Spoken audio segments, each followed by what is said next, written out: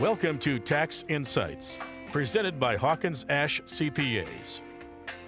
Welcome back to Tax Insight here on the Lakeshore's Good Neighbor, WOMT 1240 AM, 107.9 FM, and streaming online anytime at WMTradio.com. Debbie joins us once again from Hawkins Ash. Debbie, good morning.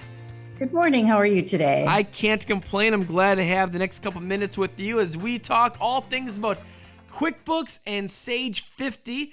These are accounting software, and there's really a lot of different programs to choose from, correct? That is correct. There's very expensive programs out there, and there's very inexpensive programs out there.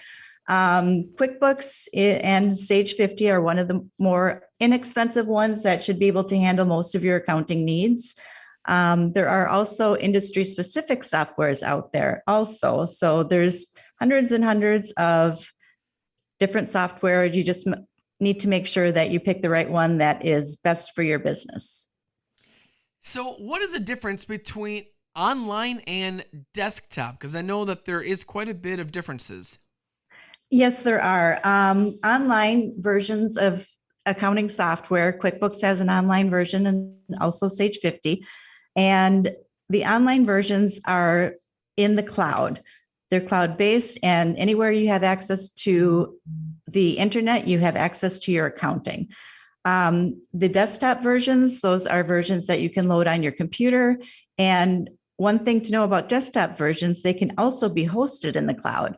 So if you have a hosting service, which you could find in a lot of different computer companies that offer them, you can also access your accounting software anywhere you have internet access. So I know that you mentioned earlier that there are just a ton of different accounting software programs, but specifically speaking, what are the big differences between QuickBooks and Sage? Because those are the two most popular. Yes. The main differences are with QuickBooks, it allows you to switch between the cash basis of accounting and the accrual basis of accounting for reporting purposes. And with Sage, the biggest difference between that and QuickBooks is that Sage can track LIFO, FIFO, and average costing if you're tracking inventory through the software. So as far as accounting goes, do all of these programs track what is needed for my accountant? Yes, both of these programs and the online versions also will produce a profit and loss and a balance sheet. And those are the two reports that are needed for your accountant at year end. All right. So Debbie, last question here because time is running out, but what else should someone think about when choosing an accounting software? Just to make sure you can get good support either from your accountant or from the software vendor. That's the biggest thing. We at Hawkins Ash have numerous certified QuickBooks Pro advisors that can help you. And we are also have a lot of people that have Sage 50 experience. So if you call your local Hawkins person, they should be able to help you or at least get you to somebody that will be able to help. I also know that there are a lot of add-ons to the software, correct?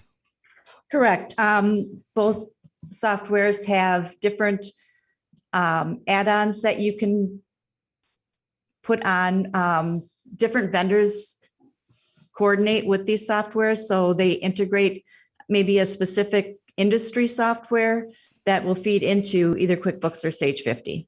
Awesome. Debbie, a lot of great information here on today's program. How do listeners connect with the team at Hawkins Ash?